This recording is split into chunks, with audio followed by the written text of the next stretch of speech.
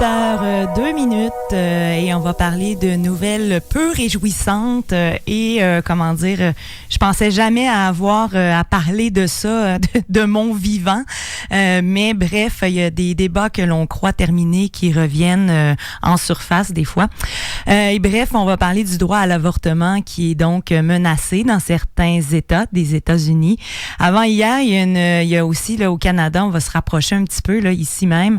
Avant hier, il y a une députée du Bloc québécois qui a proposé une motion pour que le gouvernement, en marge de ce qui se passe chez nos voisins du Sud, réaffirme que les femmes sont libres de disposer de leur propre corps. Tout le monde s'est levé et a applaudi, bien sûr, la motion, sauf les députés du Parti conservateur. Véronique Pronovo, chercheure en résidence de l'Observatoire des États-Unis pour la chaire Raoul Dandurand de l'UQAM, est en ligne avec nous pour nous parler de ce qui constitue, là, sans nul doute, un recul du droit des femmes. Véronique, salut. Bon matin, Marjorie. Véronique, aujourd'hui, là, on va aller aux États-Unis. C'est le tour du Missouri. Le Parlement de cet État rural et religieux du centre du pays a approuvé à une large majorité un texte qui interdit d'avorter après 8 semaines de grossesse, même en cas de viol ou d'inceste, au nom d'un droit sacré à la vie. La loi prévoit des peines de 5 à 10 ans de prison pour les médecins qui vont pratiquer des interruptions volontaires de grossesse après cette échéance. Par contre, là, il n'y a pas de prison pour les femmes. En tout cas, plusieurs stipulent que les lois anti-avortement vont être sûrement, en tout cas on l'espère, invalidées par les tribunaux aux États-Unis, car elles sont en contradiction avec l'arrêt emblématique de la Cour suprême, là, le Roe v. Wade, qui a légalisé en 1973 le droit à l'avortement. Je sais pas si je le dis bien d'ailleurs, là, je sais pas si ça se nomme comme ça. Véronique, est-ce qu'on est trop alarmiste par rapport à ce sujet? Ben, tu sais, déjà, il faut savoir que ça fait longtemps que le mouvement anti-choix se mobilise, autant à l'intérieur qu'à l'extérieur des institutions politiques. Depuis, justement, l'arrêt Roe v. Wade qui légalisait le droit à l'avortement en 1973 aux États-Unis, il y a déjà plus de 1000 lois qui ont été adoptées, qui visent justement à restreindre l'accès à l'avortement, finalement.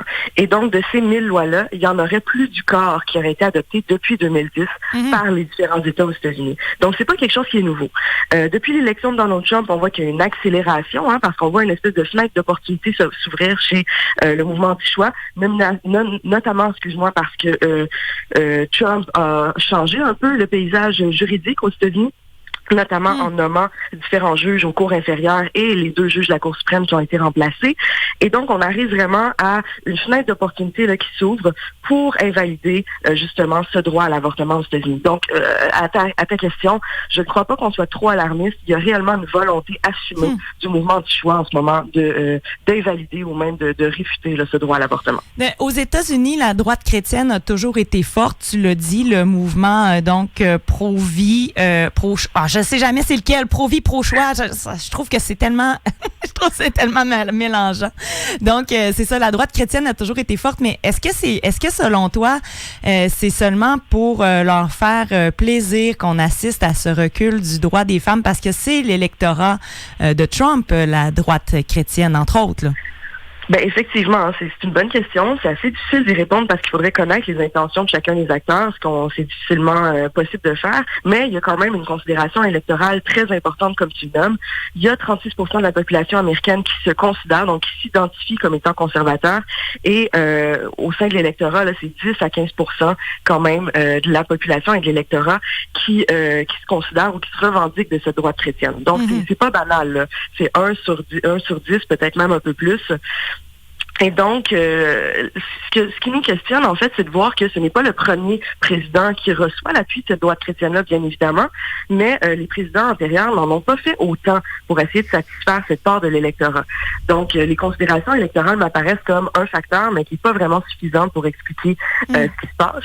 L'autre piste d'explication pourrait être justement le vice-président Mike Pence, qui, lui, incarne les valeurs politiques et morales de la droite chrétienne américaine et qui est un sacré bon représentant, je vous dirais, au sein de la Maison-Blanche pour essayer justement de faire avancer cet agenda législatif-là. Donc, au Canada, maintenant, là, si on se transporte plus près, donc chez nous, il n'y a pas à proprement dit de loi garantissant aux femmes de pouvoir se faire avorter. Ben, en tout cas, à moins que je me trompe, là, tu me corriges si je me trompe. En fait, justement, c'est un arrêt, encore une fois, de la Cour suprême, cette fois-ci du Canada, donc l'arrêt Morgan-Taylor en 88, qui a décriminalisé l'accès à l'avortement. Donc, plutôt que de rendre ça complètement légal, d'avoir une loi et tout ça, on a décriminalisé. Et donc, il n'y a aucun gouvernement par la suite qui a créé de loi, justement, pour encadrer ça. Au contraire, mais en fait, c'est pas que c'est sans réglementation. Hein. Là aussi, il faut faire attention. Au Canada, l'avortement est considéré comme un soin de santé. Et donc, c'est régi par la loi canadienne sur la santé. Et comme, encore une fois, au Canada, la santé est une prérogative des provinces, eh bien, les provinces ont quand même un certain contrôle sur, justement, la structure, ou si on veut, ou comment le service sera offert dans les différentes provinces. Oui, c'est pour ça que ça diffère, notamment là, à l'île du Prince-Édouard. C'était quand même assez complexe depuis peu. Là, c'est moins compliqué de se faire avorter, mais c'était vraiment différent comme situation par rapport au Québec, par exemple. On va faire une mise en situation, Véronique. Là. Mettons qu'un gouvernement conservateur serait élu au fédéral en septembre prochain. Mettons qu'on remet en question le droit à l'avortement parce qu'on a assisté hier à quelque chose d'assez questionnable. Est-ce qu'il y a quelque chose de plus haut que les instances judiciaires qui peut nous protéger en tant que femmes? Par exemple, la Charte des droits et libertés. Bon, je reprends ton exemple. Admettons que le Parti conservateur est élu. Admettons qu'ils sont majoritaires et admettons que parmi ce gouvernement-là, il y a justement des députés anti-choix, donc qui sont contre l'avortement, qui décident de se mobiliser, de proposer une loi et admettons que cette loi-là finirait par passer au Parlement. Évidemment, là, il faudrait passer le test de la constitutionnalité et justement, on parle souvent du test de la charte. Eh bien, ce test de la Charte pour voir si finalement la loi correspond ou non à la Charte des droits et libertés et respecte les lois qui sont en vigueur au Canada, se passe à travers les tribunaux. Là où est-ce que il y a quand même un peu d'optimisme à avoir, c'est que la Cour suprême du Canada est beaucoup moins partisane que les cours aux États-Unis. Hein. Le système judiciaire canadien est quand même un peu moins politisé, ce qui n'est pas une mauvaise chose en soi. Et il faut aussi dire qu'il y a il y a une jurisprudence assez abondante, là. Donc plusieurs arrêts qui vont dans le même sens de décriminaliser l'avortement. Et au contraire de garantir ce droit-là pour les femmes. On n'assiste donc pas nécessairement à la même situation ou à la même ouverture d'une fenêtre d'opportunité au Canada, ce qui ne veut pas dire qu'il ne faut pas nécessairement prévenir ou s'inquiéter à minima quand même de ce qui se passe, parce que au-delà de ce qui se passe justement au sein des institutions politiques et judiciaires, il y a aussi une mobilisation qui se fait en marge de ces institutions-là dans la société civile et qui vise à changer l'opinion publique. Ouais, c'est ça. Le changement de cette opinion publique-là pourrait éventuellement favoriser l'ouverture de cette fameuse fenêtre d'opportunité qui éventuellement pourrait mener à des plus grandes mobilisations, à des plus grandes pressions, en tout cas, sur les appareils politiques et judiciaires pour changer cette loi-là, ou en tout cas limiter un peu l'accès à l'avortement. Parce que tantôt, là, on parlait du mouvement pro-vie aux États-Unis qui est très fort. Est-ce qu'il est aussi vigoureux, ce mouvement pro-vie au Québec? Eh bien, il n'a pas du tout la même ampleur. Ce qui est, encore une fois, pas une mauvaise chose dans la perspective où on essaie de défendre ce droit à l'avortement. Au Canada anglais, évidemment, les liens sont un peu plus naturels entre le mouvement anti-choix canadien et américain, notamment à cause de la langue, mais aussi à cause des traditions protestantes. En fait, les deux mouvements reposent sur cette tradition protestante, tandis qu'au Canada, ça repose sur une tradition davantage catholique. Donc, les liens n'étaient pas aussi naturels. Aussi la barrière de la langue, comme je disais, qui fait en sorte que ce ne sont pas toutes les organisations canadiennes et américaines qui peuvent venir s'implanter au Canada, à moins de traduire leurs outils, ce qui demande quand même un investissement d'argent assez considérable pour la petite population que nous sommes. Donc jusqu'à présent, on a été un peu préservés.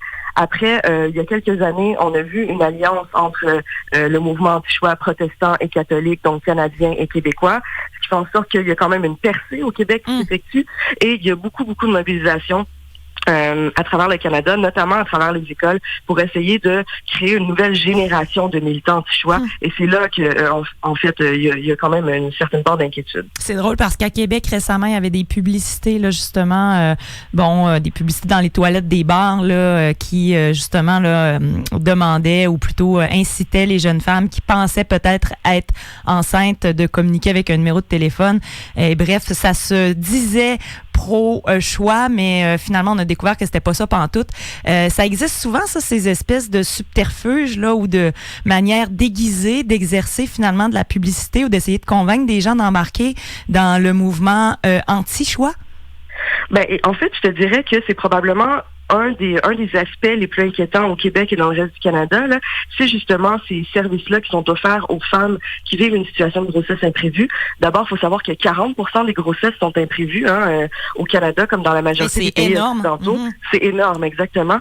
Et donc, il y a plusieurs femmes qui se retrouvent un peu prises au dépourvu, qui savent pas trop quoi faire, qui n'ont pas nécessairement les ressources autour d'elles pour en discuter. Et donc, elles vont faire affaire avec ces centres, des centres qui se disent des centres d'aide à la grossesse, qui sont supposés aider les femmes à prendre des décisions éclairées, sans jugement, et tout ça. Et évidemment, donc, quand on arrive dans ces centres-là, c'est pour ça qu'il faut faire très attention. Il y en a des pro-choix, il y en a des anti-choix.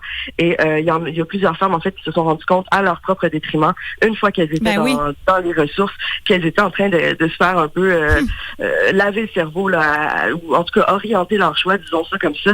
Elles se faisaient orienter leur choix vers le fait de mener à terme cette grossesse-là, notamment en essayant de convaincre que l'avortement était mauvais, que l'avortement pouvait causer le cancer du sein, pouvait causer donc une multitude de pathologies qui effectivement sont réfutées complètement par la communauté médicale. C'est spécial aussi, Véronique, ce qui se passe en ce moment parce qu'au Québec, donc le gouvernement Legault a pris des mesures pour que les femmes qui désirent se faire avorter après 24 semaines puissent le faire au pays parce que c'était pas le cas avant, il fallait aller aux États-Unis. Fait que là, c'est comme un peu paradoxal. Mais bref, j'aimerais ça que tu commentes un peu cette nouvelle-là. En fait, c'est que si on regarde justement au Québec, les obstacles qui demeurent dans l'accès à l'avortement sont essentiellement administratifs. Ce qui veut dire que, en ce moment, par exemple, on a de la difficulté au Québec à recruter des médecins qui vont vouloir pratiquer des avortements pour une pléthore de raisons, évidemment. Et de la même façon, il y a aussi la localisation géographique des lieux qui offrent l'avortement qui sont beaucoup plus présents dans les grands centres urbains que dans les régions rurales. Et donc, ça aussi, ça va venir jouer avec cette accessibilité de l'avortement. Pour la question des avortements au-delà de la 24e semaine, déjà, il faut savoir que les femmes qui sont avortées au-delà de 24 semaines, c'est pour des raisons médicales. C'est très, très rare qu'une femme va prendre la décision avec une grossesse tout à fait viable, avec aucun risque sur sa santé, de faire ce choix-là après 24 semaines. Et donc, ces avortements-là sont extrêmement importants parce que souvent, la vie de la femme qui porte le fœtus va être en danger. Et jusqu'à maintenant, on allait aux États-Unis parce que le service n'était tout simplement pas offert au Québec. Il n'y avait pas de médecin qui était apte à pratiquer les avortements au-delà de 24 semaines. Et donc, on les envoyait aux États-Unis. Est-ce que ça avait pour incidence? Effectivement, c'est que là, on doit reposer sur les lois locales, donc tout dépendant de quel État où est-ce que les femmes étaient envoyées. Et évidemment, ça demande un déplacement relativement important de la part des femmes qui peut s'avérer relativement difficile, même si la majorité des coûts étaient pris en charge par le gouvernement du Québec. Véronique, en terminant, il y a des mouvements de résistance qui s'organisent aux États-Unis, notamment le mouvement des Aunties, donc ces tantes des tantes, là, des matantes, là, on va dire ça comme ça pour être clair, qui veulent peut-être justement marrainer des femmes qui voudraient se faire avorter dans des États où on ne peut pas le faire, donc les accueillir dans d'autres États, prétextant, mettons, je m'en vais visiter ma tante, justement, alors que c'est pas le cas. En tout cas, bref, il y a des choses qui se passent. Est-ce qu'on peut faire des choses ici, là? Il y a eu des manifestations, une manifestation à Montréal notamment. Y a-t-il des choses qui sont en développement si on veut commencer, à s'organiser ou plutôt supporter les femmes aux États-Unis? Déjà, sur les réseaux sociaux, vous me direz que c'est pas nécessairement un impact direct sur les législations et j'en conviens, là, c'est assez difficile en ce moment d'avoir un impact sur les lois qui s'adoptent aux États-Unis. Mais donc, de participer aux campagnes sur les réseaux sociaux qui visent à déstigmatiser l'avortement, donc à retirer un peu la honte du fait de se faire avorter et aussi de montrer qu'il y a une multiplicité de conditions, de facteurs, de femmes, en fait, qui choisissent de se faire avorter dans différentes circonstances. Donc déjà, de participer à ces campagnes, ça peut être quelque chose d'intéressant, mais aussi de participer, comme tu l'as dit si bien, aux mobilisations de soutien. Il y en aura une à Ottawa dans quelques semaines, si je ne m'abuse, pour faire suite à celle de Montréal. Et sinon, je vous encourage quand même aux personnes qui ont la possibilité de le faire, en fait, de faire des dons, soit aux États-Unis directement à des organisations comme Planned Parenthood, qui sont quand même au centre des considérations, qui font retirer leur financement et qui pratiquent les avortements, ou ici au Québec, la mobilisation quand même se fait et il y a des organisations féministes, des groupes de femmes en fait, qui travaillent sur cette question-là, comme par exemple la Fédération du Québec pour le planning des naissances, qui se mobilise justement pour voir qu'est-ce qu'on peut faire administrativement, législativement, donc pour vraiment s'assurer que ce droit-là persiste et demeure au Québec et au Canada. Véronique Pronovo, chercheure en résidence de l'Observatoire des États-Unis pour la chaire Raoul Dandurand de l'UQAM, merci beaucoup de nous avoir accordé cette entrevue ce matin qui était très complète. Donc, je te souhaite une excellente journée et un bon week-end parce que ça s'en vient. À toi de même. Merci beaucoup. Bye-bye. Bye-bye.